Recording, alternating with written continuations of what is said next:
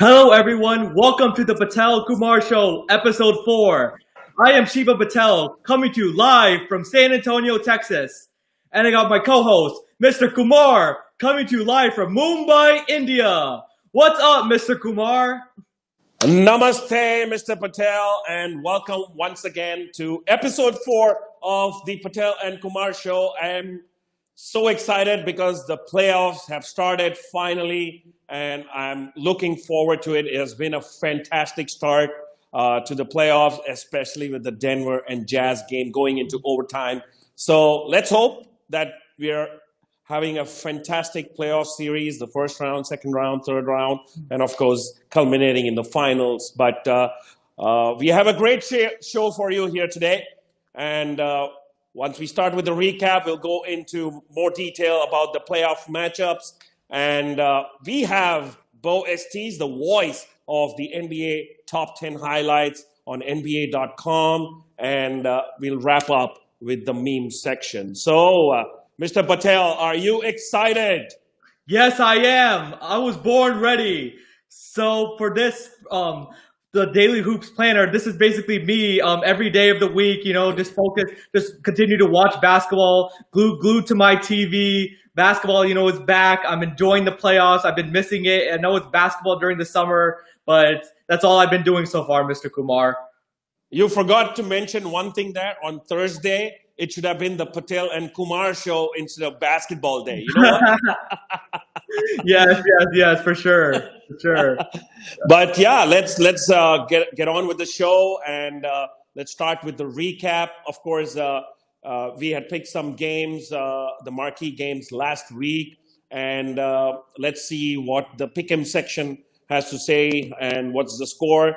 I was 7-0 last week, but looks like we got 2 of them right, and you got 2 of them right. But of course, some of the games were a little bit inconsequential. Yes, they were. A couple of those games, they were resting their starters. Philly didn't have Joel Embiid or Ben Simmons, and Houston, they didn't play, James Harden. So it's kind of hard to predict towards the end of these seeding games who's going to play and who's not going to play and who's going to take the game seriously. But now that the playoffs is finally here, it's going to be mano-a-mano. We're going to see the best players compete against each other, and I can't wait. They've already started. Been incredible matchups, like you said, down to the wire. Game going to overtime, but there's plenty more great basketball left to come. Absolutely. So let's have a look at probably the East, playoffs. I mean, we've already had a couple of rounds starting Monday. And Shivam, you want to please go ahead with the Eastern Conference? Yeah, so the 1-8 matchup is the Milwaukee Bucks against the Orlando Magic. And surprisingly, the Orlando Magic actually took game 1. Nikola Vucevic, their center, ended up having a huge game, 35 points. He was dominant inside and shooting threes. Giannis had a pretty good game also, scoring 31 points, but he didn't have enough help around him. Chris Middleton really needs to step up, and the Bucks really surprisingly struggled on defense. But look for the Bucks to shore up those things, and it should be a great series. The 4-5 matchup is the Indiana Pacers against the Miami Heat, and the Miami Heat, no surprise, ended up winning that game. The Miami Heat have very balanced scoring with Jimmy Butler, Goran Dragic, Bam Adebayo, and Tyler Hero, and their depth is really taking a toll right now on the Indiana Pacers. And the Pacers, they're without Sabonis, and Victor Oladipo ended up leaving Game 1 early with an eye injury. So look for TJ Warren and Malcolm Brogdon to be able to step up and carry the load for the Pacers. 3-6 matchup, the heated rivalry, the Boston Celtics and the Philadelphia 76ers. But it's been a one-sided rivalry so far, with the Boston Celtics taking the first 2 games. And the Sixers, Joel Embiid has had a great couple first 2 games, but the others around him have not really stepped up. You need more than 13 points from Tobias Harris. You need Josh Richardson to be able to play better. And the Celtics, it's just all about their guard depth. Even though they lost Gordon Hayward, they still have Kemba Walker, Jaylen Brown, and Jason Tatum, and the Celtics are playing very stifling defense. And the last matchup, number 2 Toronto against number 7 Brooklyn Nets. No surprise here. Toronto Raptors are up 2-0. Raptors are just more talented, deeper, better coached, and the Nets don't have Kyrie Irving, DeAndre Jordan, or Kevin Durant. So look for that. Look for the Raptors to take care of that series. Absolutely.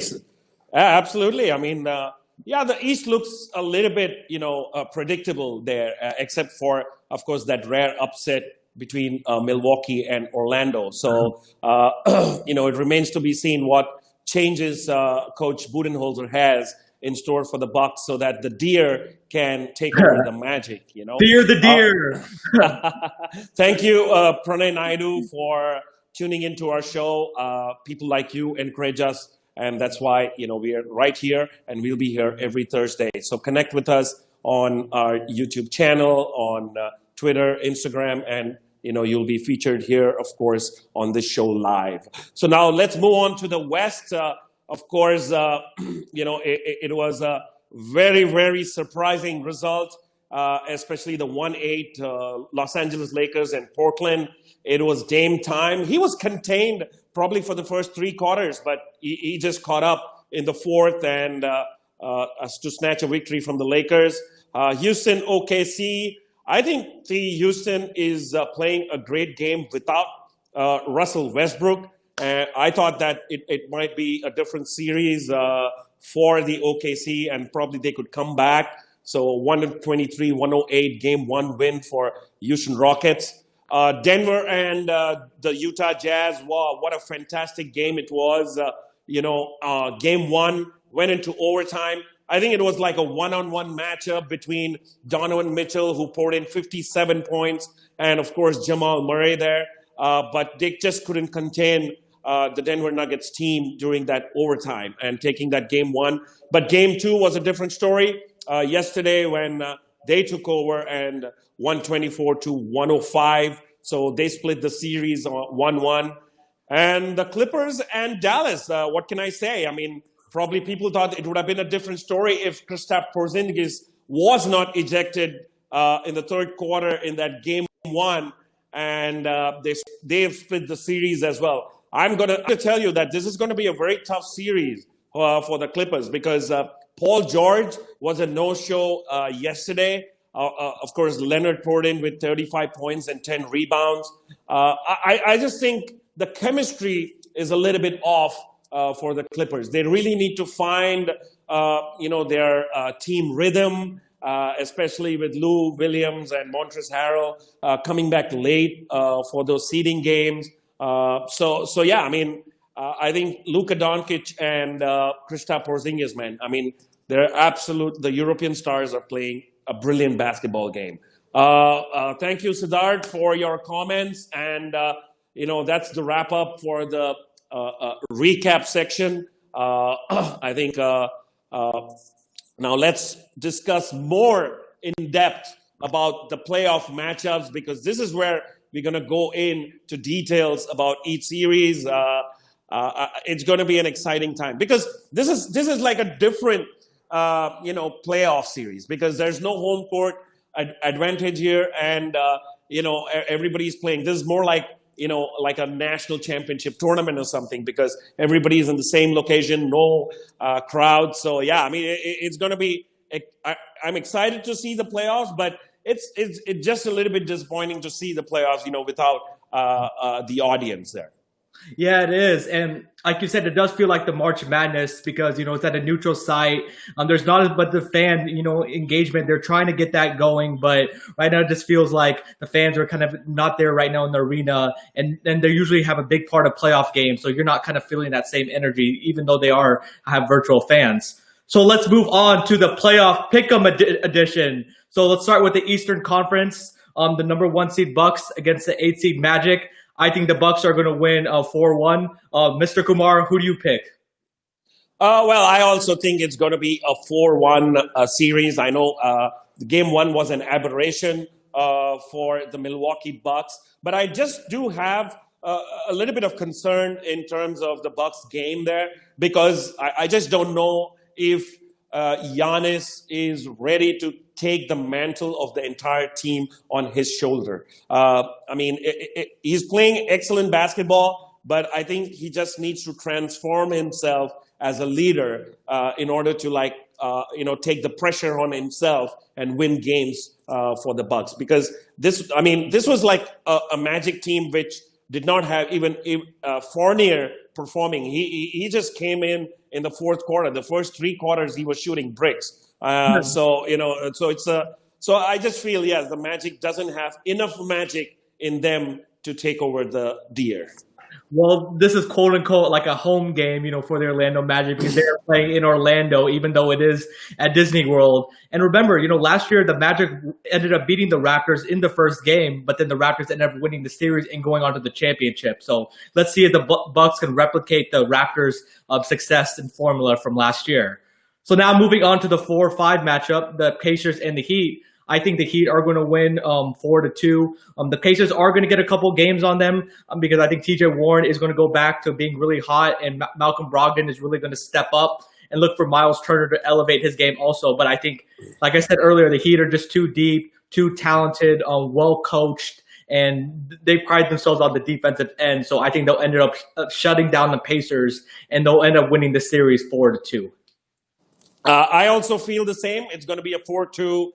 Miami Heat, as you rightly mentioned, I think you got to give props to Eric Spoelstra because he's done a wonderful job with this team, especially with the two rookies, Kendrick Nunn and Tyler Hero. They've been absolutely wonderful for this team as role players. And of course, Jimmy Butler has been very consistent. Bam Adebayo has been a revelation this season. And, and the veterans like Andre Iguodala are just, being a leader in this team. So I think, yes, Miami Heat have more firepower to match up with this Indiana Pacers team, especially with Oladipo not really, there yet. I mean, he's still just making a comeback after his knee surgery last season. And I just hope, he comes back like 100%. Yeah, and you always hear about Heat culture. They had just had that championship mentality, having won a lot of championships, in their past. And they do a great job of, playing together. They have great ball movement. They're a very cohesive unit. So I think that's going to come to fruition. And I think they're just going to be too much for the Pacers to handle. So now moving on, the heated rivalry, the Boston Celtics and the Philadelphia 76ers. But like I said earlier, it has been one-sided in the Boston Celtics' favor. And I only see Mr. Kumar, Philly winning one game. And the only reason I see them winning that game is maybe the Boston Celtics let their guard down a little bit like, it's just Sixers just have Joel Embiid. We can take it easy. And maybe Tobias Harris has an aberration and maybe has a huge game, and so is Josh Richardson. But if the Celtics really focus and continue their defensive discipline and continue to score effortlessly on the offensive end, I don't see how the Sixers team can slow down this really red-hot Boston Celtics team. I don't give them a chance of winning even one game. The main reason is, of course, Ben Simmons is injured. And, so they lose a lot of defensive power in terms of stopping Jaylen Brown, Jason Tatum, and Kemba Walker. So that perimeter defense is going to really lack what they had, during the season. And of course, I just feel very sorry for a player like Joel Embiid. He works really hard. He's putting on a big show for the Philadelphia 76ers.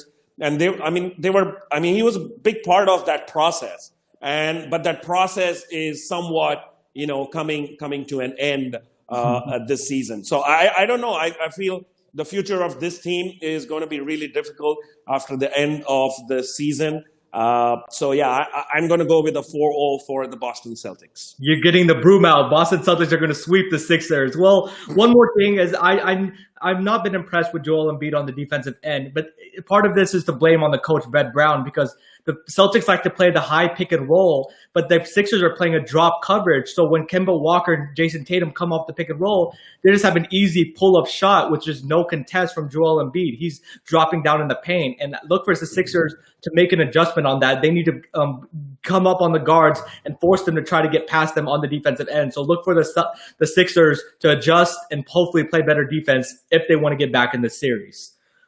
Absolutely. So now moving on, the number 2 seed Toronto Raptors against the Brooklyn Nets. This is going to be a sweep. The defending champs Pascal Siakam is playing great. So is Van Fleet and Lowry. And I think they're just going to be too much for the Brooklyn Nets. And the Nets really don't have scoring outside of Karis LeVert. He's the one that's doing everything, and all the focus is on him. And I think the Raptors defense is just going to be too much and too much ball movement for the Brooklyn Nets to handle. I think they had a chance, yesterday when they were very close, but at the end of the,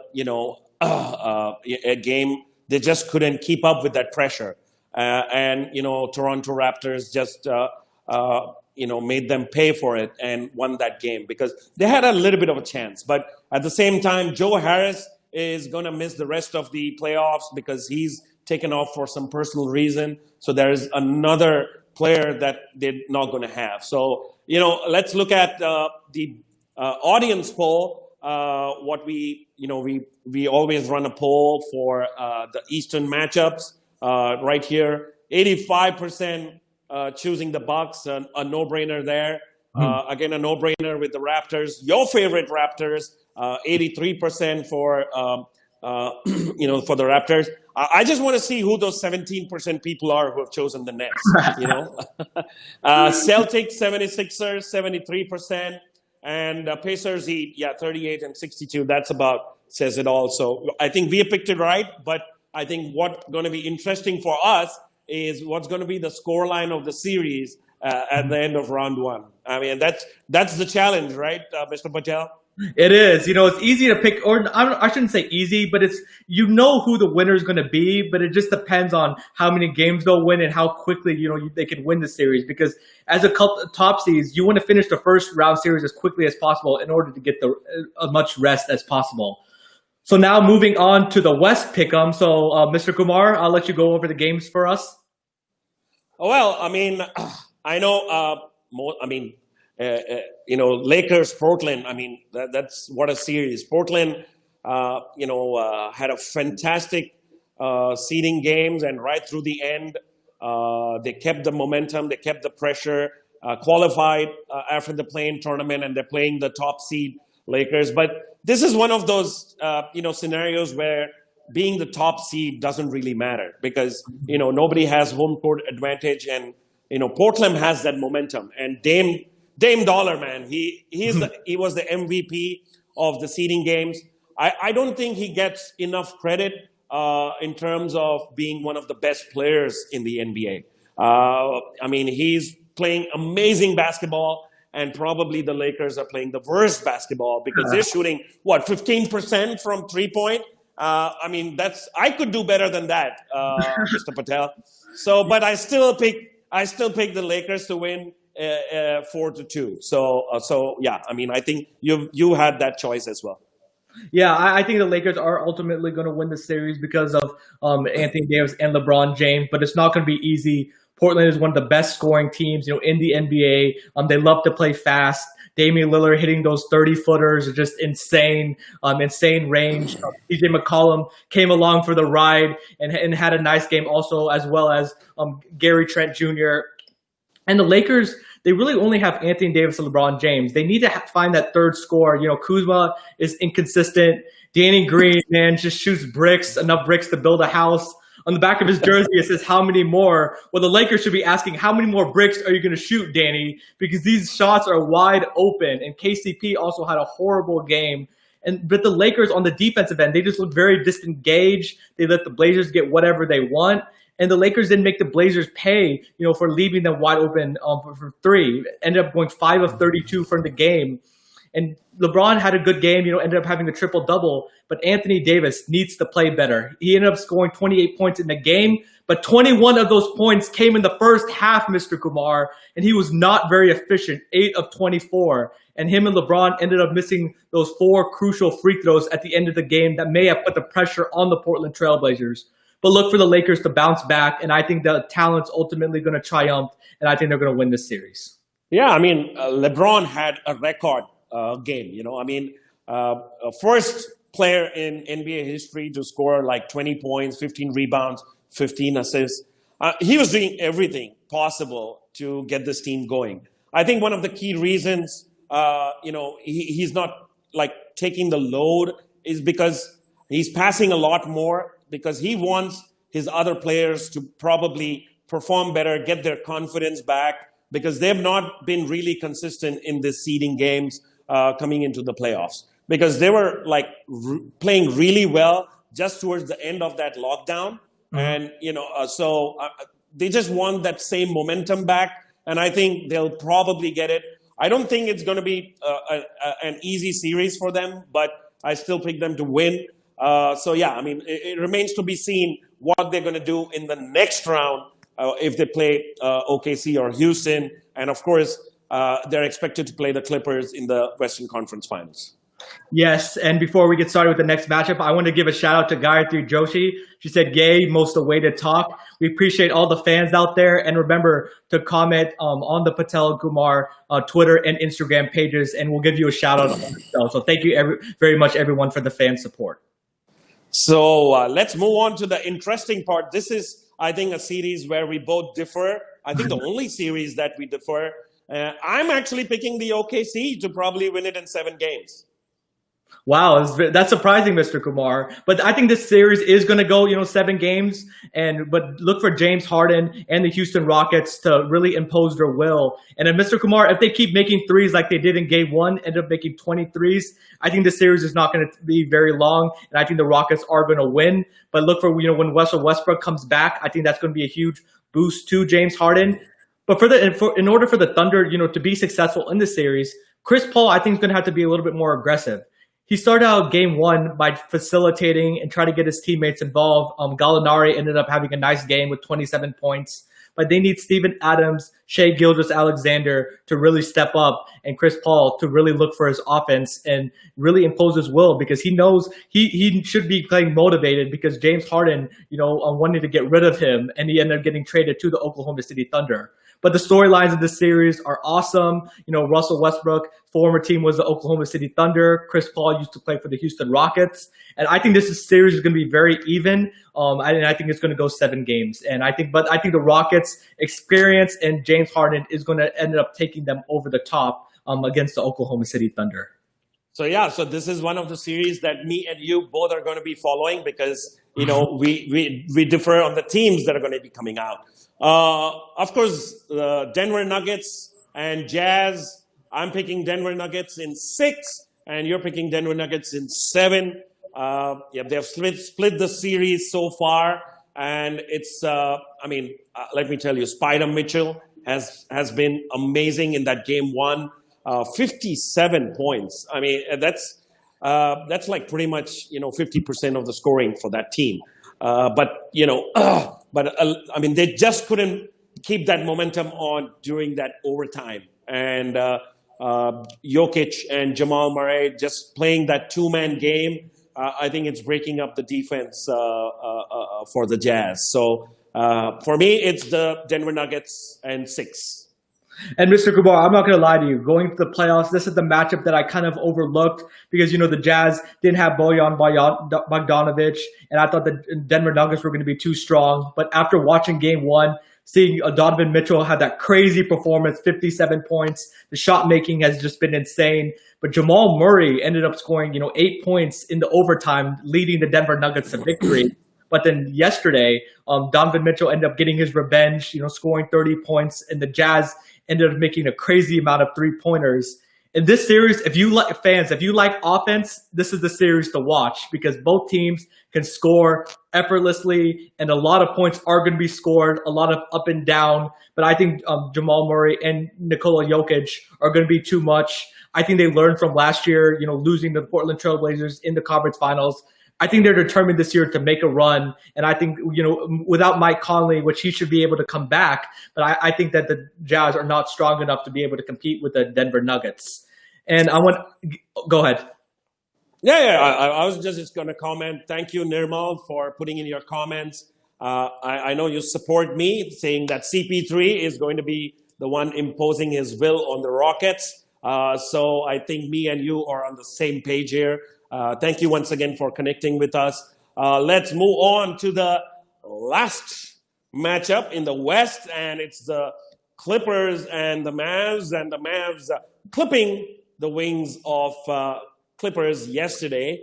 Of course, Paul George was a no-show.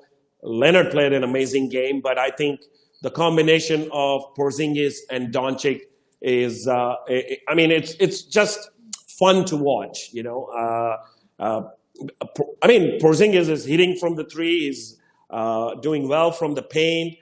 Doncic is doing his job. He got 28 points, 8 assists, and 7 rebounds. He had 42 in game 1. So he's averaging about 35 points.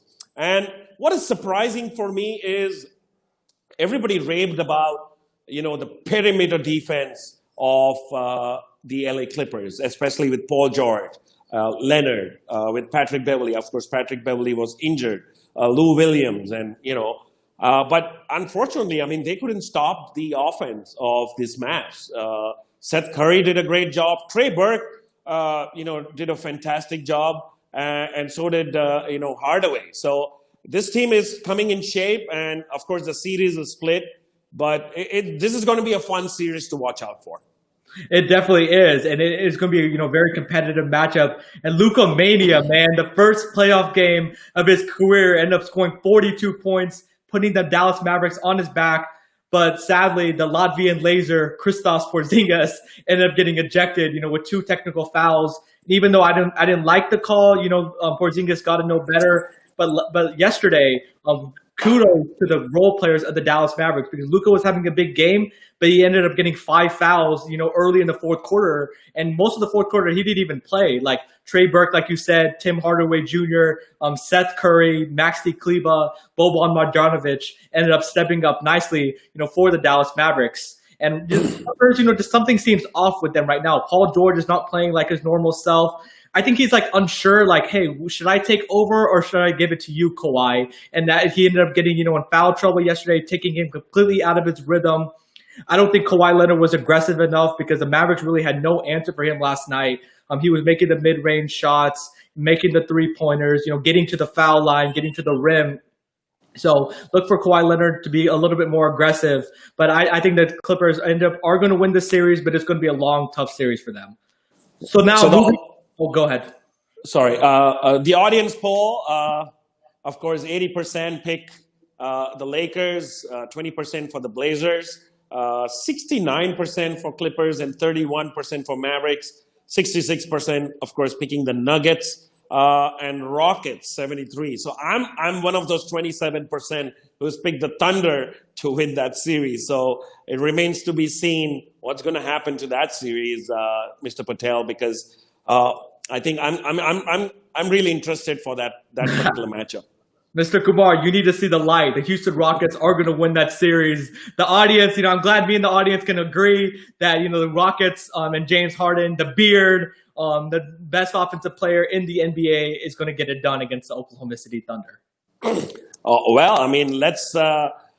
Let's see whether it's going to be the Thunder is going to, the roar, or is it going to be the Rockets that's going to be soaring? So I think the moment we've all been waiting for. I'm very excited.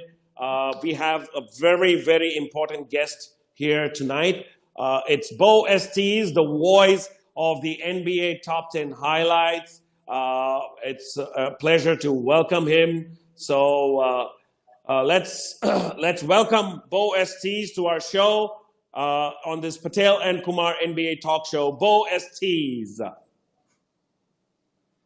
But at number 1, it's the king doing his thing. LeBron just too strong as he rises to the rim to throw this one in, putting Sacramento in a purple haze as he dunks all over Bays to land. At number 1 on the NBA.com. Turn it! Many of you may recognize that voice, the one and only Beau Estes, the voice of NBA.com highlights. Beau has covered the NBA for 25 years with TNT, starting off with the Inside the NBA show and also covering 2 Olympics. And he's currently the voice of NBA.com highlights and an anchor and host on NBA TV. And I've got to know Beau for a year now, and he's been a great mentor and inspiration for me. So, Beau, I'm excited to have you on the show. Thank you very much for coming on. I'm so excited to be here, and when I hear that intro, I feel so old. 25 years I've been doing this. It's great. I mean, my career started with Michael Jordan. It's here towards the end of LeBron James, but it has been a wonderful, wonderful ride, and I couldn't be more excited. As a little kid, I grew up in Southern California. My first memory was Magic Johnson as a rookie winning his first championship with the Los Angeles Lakers. That was my inspiration for getting in the league. And that's a kid in Southern California dreaming about being a sportscaster with the NBA. And to imagine that fans from around the world and in a great country like India are loving our sport, it blows my mind. It thrills me. I'm thrilled to be here, guys. I'm equally excited, Beau. Thank you so much for coming on to the show. I know we've started something really exciting over the past 3 weeks, and I would just like to ask, how did you become the voice of NBA.com? A long, long road, man. Look, it's always been a dream of mine since I was a little kid to be a sportscaster and to be an NBA sportscaster.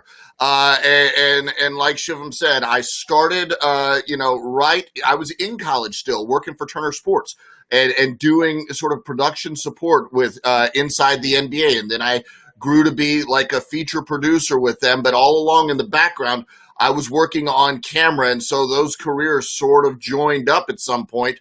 And I was a host and an anchor on local television and then more regional television. And then Turner Sports was nice enough to hire me to be a host for Major League Baseball. And when the NBA brought NBA TV and NBA.com down to Atlanta, it was a perfect fit because it was my dream and my passion to cover the NBA. And right there with the company I've been working with for years and years and years. So I'm the luckiest guy in the world. I can't believe it. Man, that's awesome that you're pursuing your passion, working in the NBA, and you're known as the voice of the NBA highlights. And we're gonna play now the highlights in 2014 that really put you on the map and made you famous and also went viral. So let's cue it up. 3 games of playoff hoops on a Thursday. This is the one and only Top 5 on NBA.com at 5. Late game situation in Golden State, and guess what? Ho-hum! Another late three-pointer plus the foul. This one extinguished Blake Griffin's night. Yeah, the expression touch foul does include the word foul, so Blake Griffin fouls out there. That's number 5. To Memphis for number 4, and just keep your eyes on the West base down low. That's a point guard, Russell Westbrook, just having lunch at the top of the rim. Thunder arrives from the sky, just like this guy, Russell Westbrook, in at number 4 with that jam. To Atlanta, where Jeff Teague, watch him work the D, spinning faster than a centrifuge as he gets to the hole. One more time, you got to see that. Splitting up the NDD, beautifully done from Jeff Teague. This one gets in at number 3. At number 2, Steven Adams, the best Kiwi to hit the sky since Flight of the Conchords. And on the other end, it's business. It's business time. Kevin Durant, the most reliable scorer in the league, and you know that with the jam, he's in at number 2. But at number 1, well, you know this. 8 seeds are psycho. They're liable to go Michael. Take your pick. Jackson, Tyson, Mike Scott, Game 6, bringing the hammer home. Scott straight vaporizes Jan Mahinmi, shaking the earth harder than a meteor. That's right, the Atlanta Hawks. Mike Scott is number 1 on the NBA.com. And Beau, all I can say is that the commentary is gold, and that's just amazing. You are the Gautam mentator. And so let me ask you, so kind of what is the process behind the scenes of coming up with these NBA.com highlights? So it's a whole team of people. It's obviously not just me. The NBA TV produces the highlights. So there is 50 people in a room at NBA TV downtown Atlanta. I'm about 10 miles away in Decatur, Georgia right now. But they produce the highlights. They give me what we call a shot sheet.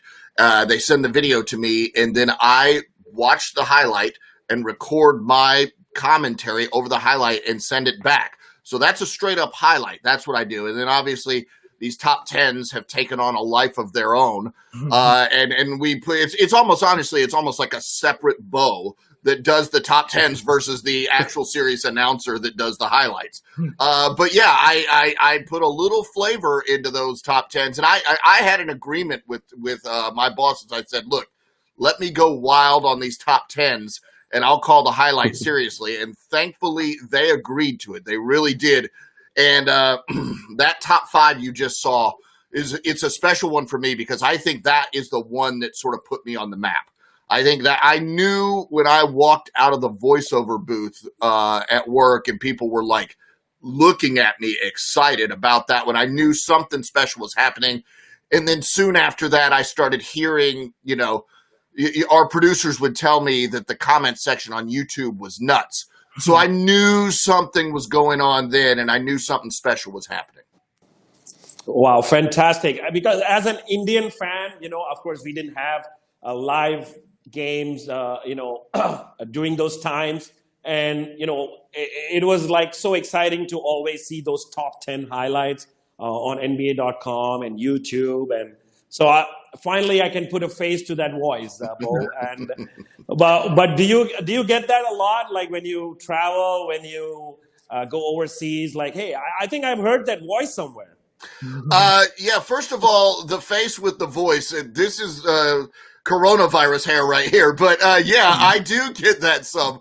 I've been, around the world, and I think I was in France or Germany, and somebody heard me talking at a cell phone shop, and it was the voice is familiar, and we were in Utah somewhere, and somebody actually recognized me for my voice. But I don't, with my job, I'm more in the studio than I am out at games. But we were in Las Vegas last year for the Summer League, and people did recognize my face. I'm in America. I'm on NBA TV enough that it's possible that you might recognize my face. But it's certainly around the world more my voice. And I'm just thrilled that there are fans around the world that are embracing our game. And so if I can deliver the passion that I have for the NBA through these top 10 voiceovers so that fans can feel my energy, then I think I've done my job. Well, that's not surprising because your voice is very, distinct and powerful. And I really enjoy, the NBA highlights, watching them just because, of your voice and your commentary. It really gets me going, and it's great to listen to. Thank you. So now let's move on. Let's talk about the NBA bubble. So I wanted to get your thoughts, Beau, about kind of the play so far in the playoffs and kind of the players and the storylines going on right now in the NBA bubble that have caught your attention. Well, first of all, I'm just thrilled that we are playing. I'm thrilled with the job that the entire NBA team has done, led by Adam Silver, to put this bubble together. I mean, we have other American sports that are not in a bubble and they're not doing as well. So I'm thrilled about that. I'm friends with people. Jared Greenberg is a reporter for TNT. He's down there. We've spoken. And it's weird because Jared told me that when he went down there, he felt nervous because Florida was sort of a hot spot in America. Now he feels like it's the safest spot in America. As far as the play goes, to me, and I think it's an observation a lot of people are making, offense is ahead of defense. Now, look, if you're a basketball fan in the business of highlights, that's great for me. I'll take it all day long. If you're a coach, you're probably frustrated. You'd like to see a little more defense. But when Donovan Mitchell's scoring all those points, Luka Doncic is scoring all those points, I think the offense is really sort of stepped to the forefront. And I will tell you this, basketball among our sports here in America is the sport where the higher seeded team usually advances more than in other sports. Yeah. But this year in the bubble, there's opportunities for those lower seeded teams. Whether you think it's the home court advantage sort of dissipates because they're all playing in Orlando, or it's, just a confidence that some of these younger teams have because we have more and more superstars coming to the NBA. I don't know which one it is, and I don't know how that equation plays out. But I can tell you that, if you look at some of I was watching you guys sort of calling who you thought was going to win as we were leading up to this segment. And I'm looking at some of those lower seeded teams, and I'm thinking, who knows? Maybe. Charles Barkley has famously picked the Portland Trailblazers, I know. the 8th seed over the Lakers, and he's looking good right now. He's looking really good, and we're never going to hear the end of it if Portland beats the Lakers, because Charles will talk forever about that. And he was already getting the broom out after 3 months. Well, I'll be most disappointed if that happens, because I am a very big LeBron fan. But anyway, I think I don't know. I hope I don't surprise you, but there are fans in India as well for Beau. So we have a fan question for you. So let us play that fan question. What is up, Goat Mandator? Big fan of your bars, obviously. A two-part question. One is, do you have a vocal routine before you, like a warm-up for your vocal cords before you go on recording? And second is, which NBA player's name do you love taking on the NBA top 10? Like, is there a name which makes it fun for you to say? Right. Those are two great questions. The first one I've actually never been asked, so that's a fantastic question. So as far as a vocal routine, there's not a specific thing I do. As you can see, this is just my voice, but I think I used to call PGA Championship, so the golf championship here in America. And it was like 10 hours on the air. So I was very careful. I've never, until I had done that event, I had never felt like tired, like I'd gone lifting weights or something with my voice, and I was exhausted. So I would go back to the room, don't anybody call me, don't say anything, and I would rest my voice. And sometimes, like today, I'm calling the NBA highlights. In just a few hours when we get off, I'll be calling those highlights. And it's going to be a long day, because you have to keep in mind, I'm going to be calling it. We're going all day in the bubble. Yeah. On top of that, we have WNBA highlights that I'm doing. So I have all of that stuff to do. So that's going to be a real challenge. As far as names, there are a few that I just love saying. I don't know why. I love saying Kentavious Caldwell Pope. I love the name Kentavious. I don't know why. I love the name Jan Mahimi, because I end up doing something. I don't know why my brain works this way, but there's an old Michael Jackson song called "Wanna Be Starting Something," where he says, "Mama say, mama, and I ended up saying, "Mama say, mama me," and that just became a thing. And I don't know why, and it's silly and it's ridiculous. But yeah, it's a great question. There are names that I just love saying. At the top of the list probably is just Kentavious. I think that should be an adjective that describes something terrific. I don't know what it is, but it should describe something terrific. Well, you're brave. Yeah, go ahead. Oh, go ahead. No. I mean, the names you just picked out, the only problem is they don't come too much in the highlights. So, yeah, you're right. Especially now, because KCP is shooting bricks for the Lakers right now. Yeah, you're exactly right. Jan's getting a little older. And you know what? I've been doing this so long that the names that I was calling so much when I first started this, they're either getting older or retiring. And so we have new names coming up. And every year I get this little PDF, and it's a pronunciation guide. And that's my Bible. I have to live with that thing, and I learn names every year. The real challenge, this is an interesting question in the chat section. The real challenge is the players that change their names from year to year, the pronunciation. If they go to a different team, and you're like, well, I've learned this pronunciation. Now I've got to learn this pronunciation. That's a challenge, but look, my job is not difficult by any stretch. It's a joy to do, so I'm lucky to do it. So, Beau, the real question is, how long did it take you to say Giannis Antetokounmpo, especially that last name? Okay, good question. Here's what I'll say about that. So the NBA's pronunciation is Giannis Antetokounmpo, B-O. But you're right. So there is a difference of opinion depending on if you want to talk about its African heritage or his Greek heritage. It can either be Poe or Beau at the end. But I go by the NBA's official pronunciation with Beau because I don't want to get fired anytime soon. So I do what they tell me to do, right? It's Antetokounmpo is what I would say at the end. I mean, I have the same experience because I do commentary in Hindi Yeah, in the local channel here in India. So we just have to, pretty much memorize all the pronunciations and, so yeah, I mean, it's a difficult one because especially, I mean, as Indians, for sometimes Yeah. we don't get the right pronunciation. So yeah, I mean, we get fired for that as well. Well, I would think it's interesting because so some of the European players were doing sort of an American English pronunciation, like Dirk Nowitzki. We say Nowitzki.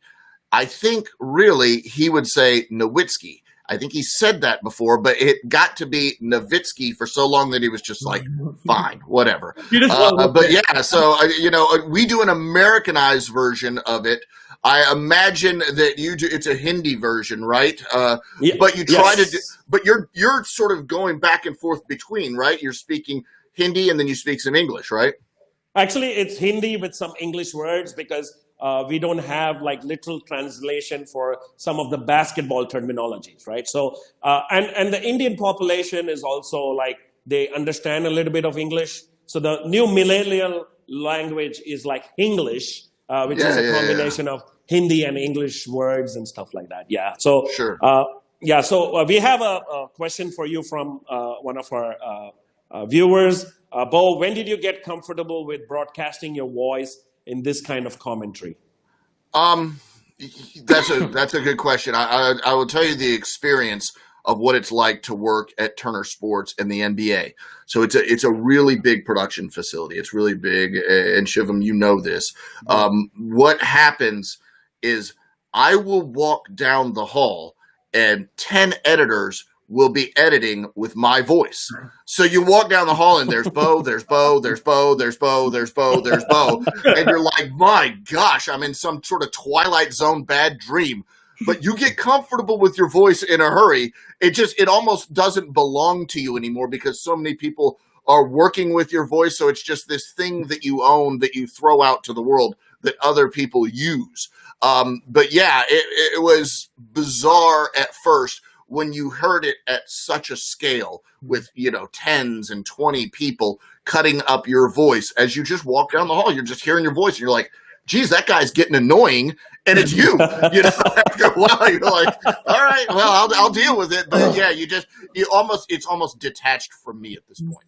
Yeah, that's great stuff. So, Beau, I wanted to ask you another bubble question. So, Damian Lillard was the MVP of the bubble. He even said, before we come into the bubble, let's not waste our time. The playoffs were the main goal for the Blazers. He's really been able to put this Blazers team on his back, scoring multiple 60-point games and 40-point games, shooting from 30 feet. So what do you think about Damian Lillard and the Blazers so far? And what do you think about their chances are in this first-round series against the Los Angeles Lakers? I was lucky enough to interview the Blazers head of basketball operations, Neil O'Shea, recently. And there's a smile on his face. There's a confidence in what's going on right now. I'm amazed by Damian Lillard because his game was at such a high level coming into this, and it's gone a step and two steps above that. It really has. He is doing stuff that I have only seen Steph Curry do. And if you're doing stuff that Steph Curry has done, you're doing things really, really, really well. What Charles is saying. Charles first started saying, I think the Blazers are going to beat the Lakers. Okay, that's crazy enough, right? That's crazy enough. Now he's talking sweep. I don't know that I'll go that far, but I do think that what Damian Lillard, if you give the Blazers a 1-2 combo of Damian Lillard and CJ McCollum versus LeBron and Anthony Davis, I think the 1-2 combo advantage is with the Lakers, but 3 and 4 and 5 and 6, that all may be advantage Blazers. So I'm not going to sit here and predict that the Blazers are going to beat the Lakers. But I think if I'm the Lakers, I really wanted an easier 8 seed than Portland. I'll say that much. Absolutely. So just if I ask you to put on your analyst hat, who do you pick, to come out from the East and come out from the West into the finals? Yeah, so what's weird is I think that the Toronto Raptors are the most underappreciated NBA champion I have ever seen in my life. And I get it in a way because their best player from last year, Kawhi Leonard, is gone. Yeah. But what you're seeing with what Pascal Siakam has done, what you're seeing with Kyle Lowry, what you're seeing with Fred VanVleet, what you're seeing with Norm Powell is guys who have had that championship experience and have moved up. I think they are co-favorites with the Milwaukee Bucks, at least at this point. Milwaukee losing that game, my gosh, the bubble's just mad, man. The bubble's just mad, so it's so hard to pick. I think I'd still pick Milwaukee. My brain says that, but what you're seeing out there in the bubble makes it just throws it all away. So Toronto's right there with them. So Milwaukee, Toronto, if you forced me to pick, I'd probably say Milwaukee, but it's close. Going to the West, my team all along, since the start of the season, since the start of the preseason, since Summer League last year, the Los Angeles Clippers. That's been my team the whole time. Yes, it's so. I still maintain, even after what Luka did to them last night and what the Dallas Mavericks did to them last night, I don't think Paul George is going to play that poorly that often. I would still go the LA Clippers, and what a fitting championship it would be to win if the Clippers finally do break through, and there's no fans there, there's no parade, there's no nothing. But I still think, based on talent and based on what they have, I think it's the Clippers coming out of the West. Well, me and Mr. Kumar kind of have a little friendly competition on pick 'em of who's going to come out of the East and West. I said the Raptors, Mr. Kumar said the Bucks, and for the West, I said the Clippers, and Mr. Kumar, the big LeBron fan that he is, picked the Los Angeles Lakers. Look, if you're a big LeBron fan, you're doing things right. He's a great player. And look, Drake Inferno is asking us who's the GOAT. LeBron's in that conversation. I don't think it's LeBron.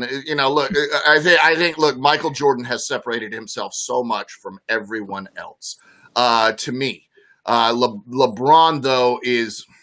Here's going to be LeBron's career argument. LeBron's career argument is going to be, I played almost 20 years at this incredible level, and the stats that I've compiled are bananas.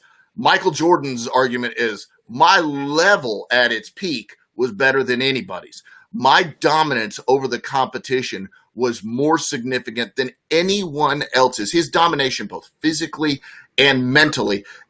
I've never seen anything, honestly, in any sport, not just in basketball, in any sport. I've never seen one person rise above the rest and mentally defeat people just as much as physically defeat people as Michael Jordan. Now, that might be partially because he's a psychopath, but that's the way it is with Michael Jordan. I mean, he's just that separate from everybody else.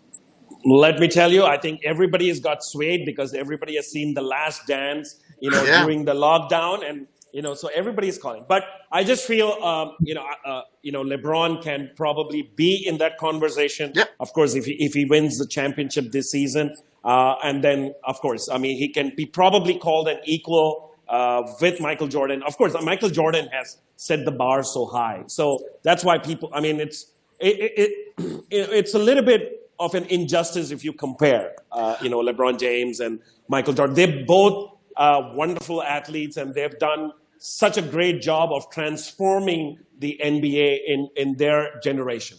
I agree with you, and I'll add one thing. If you're a young NBA fan in India watching the games, I see no reason for you to sit there and say, look, Michael Jordan's just so much better than everybody else, because I think the next thing you ask yourself is, so why am I even watching this if these guys aren't as good as Michael Jordan? What I would tell you is that if you're a young fan and you're looking at LeBron James and what he's done and you think that's the best I've ever seen, that's perfectly fine with me.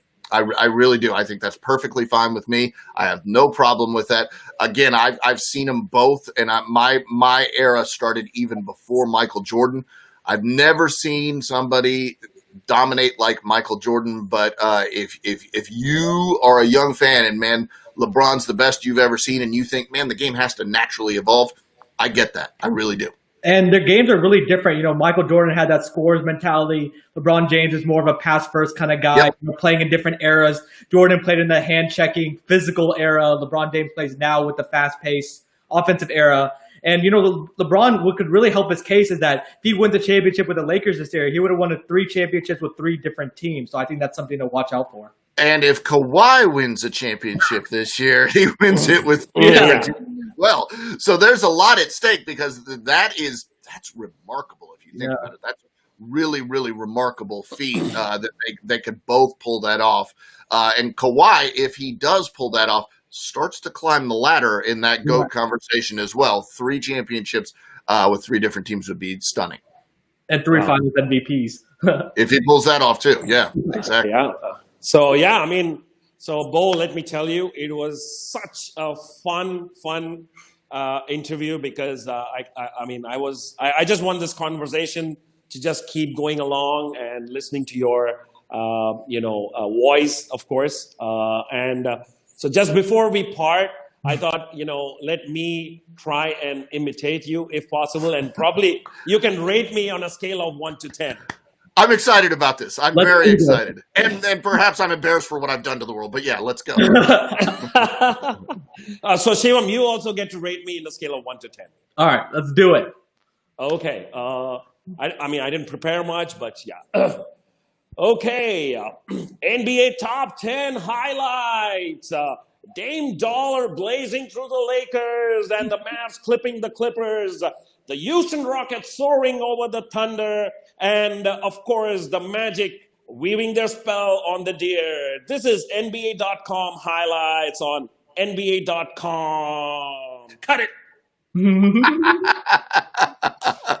Vinod in GOAT mode. I like it, man. Well done. I'll give you a 10. And if you want to start calling him for NBA India, you should. I think that it would be fantastic if we started having some local voices have an option as well. I think that would be fun for the local audience, and I think it would be, maybe people would not have to hear me yelling at them all the time. But it's fantastic, man. Thank you so much, and it was wonderful having you, and hopefully we get to, have another interview with you probably towards the end of the playoff section.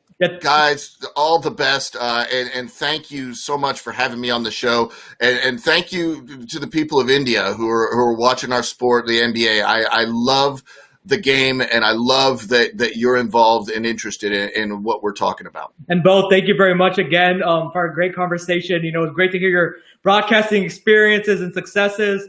Thoughts about the bubble and the GOAT conversation, of course, we got to throw that in there. So thank you very much, and we definitely look forward to check out your NBA highlights later today, and enjoy the games, Beau. Thank you so much. Anytime you guys need me, anything you need for support, you've got me anytime. Best of luck, and I'm thrilled that this is happening. Thank you very much, Beau. Thank you. All right. Well, that was fantastic, wasn't it, Shivam? I thought this would go on for like an hour or two or something because it was amazing talking to a person like Beau Estes. Yeah, I really, enjoyed our conversation. Like I said, that conversation went by so fast. Beau's a really fun guy to be around. Very funny, always cracking jokes. His passion for the NBA, definitely shows. And now, let's move on, to the meme section. So we're going to start with the India meme. So Vinod, I'll let you take it away. Oh, well, this is what Michael Jordan would be doing if he was born in India. Because we ran a poll just recently on what if MJ had been born in India, what would he be doing? Of course, he wouldn't be an NBA player, but I felt that he would be preparing for his IIT exam or trying to become a doctor or something like that. And I think his face would exactly look like that if he was born in India. Oh, man. I think no matter, if Jordan was born in India, I think he would be an athlete. I would say Mr. Kumar, he would be the GOAT of cricket. He would, whatever sport, he wanted to go to, he would just dominate because he is that killer mindset and wanting to be the best. So he would definitely be the GOAT of the Indian cricket team. Yeah, but, I still feel Sachin Tendulkar is the GOAT. So replacing him, would be a tough situation. I guess it would be pretty close. Yeah, you can't replace Sachin Tendulkar. I agree with you on that. Yeah, so I think let's move on with the U.S. memes. What do you have for me in store? All right, for the U.S. meme, for after game one, the Latvian laser Kristaps Porzingis ended up getting ejected after a second technical. So the refs are huddling together and saying, "Man, Luka's too obvious. Let's do Porzingis. Let's try to help the Clippers win this game and play the Lakers in the Western Conference Finals." I know. I think that game would have been different if Porzingis was not ejected. Because let me tell you, the Mavs were really close, and it would have been a different story altogether. Yeah, no, for sure. And now moving on to the next NBA meme. So Jimmy Butler sells coffee to his fellow players inside the bubble for $20.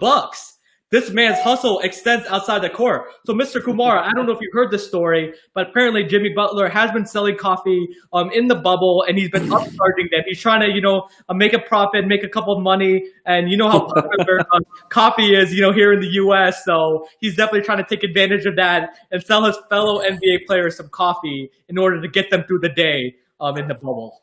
Let me ask you: is it really coffee or is it something else? Hey, it might be spiked. You never know. I don't know. $20 coffee. I'd get a whole pot of coffee for $20. Well, this is Jimmy Butler makes enough money. Hey, you can't fault the man's hustle and trying to get that extra cash. Might as well. If you're in the bubble, he's a businessman, Mr. Kumar. I would go to Colombia, come back and have a coffee. It will still cost me less than $20. All right. Just to close out the show, it's going to be Ganesh Chaturthi in a couple of days, Saturday, August 22nd. So we have this, it's not a meme, but of course an artist was inspired to sculpt a Ganpati idol in Indian basketball uniform. That would be really, interesting, because the Indian team, if they need to win, they'll need to have Ganesh Ji himself in the team if they need to, start winning basketball games. Man, Mr. Kumar, that's a nice picture. I love it. Ganesh loves basketball. What can you say? And yeah, so people, please like, share, and subscribe to our YouTube channel, Ekalavya's YouTube channel. Connect with us on our Twitter and Instagram at Patel and Kumar. And of course, please, we welcome all the comments during the show. It just makes the show so much more interesting when we can, interact with the audience. I hope you really enjoyed the show. The playoffs are underway. And of course, by the time we come back to you next week, some of the second round matchups would have already been decided. So thank you very much for joining in. Mr. Patel, your ending comments. Yes. I would like to thank the audience, and remember, keep commenting. We enjoy interacting with y'all, and y'all have been asking some great questions, so keep them coming. I want to thank Mr. Kumar. I always enjoy our conversations and our back and forth. I want to thank our technical team of Tushar, Gopal, and Animesh for making the show happen. And I would like to thank everybody again for tuning in. Enjoy the playoffs. Continue to stay safe and healthy, and we'll see y'all next week. See y'all next week.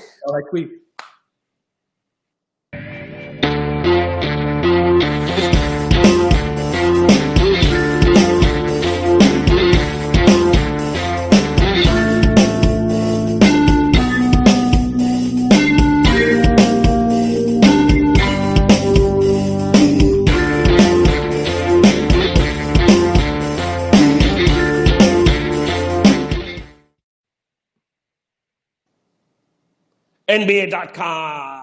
NBA.com. Yeah.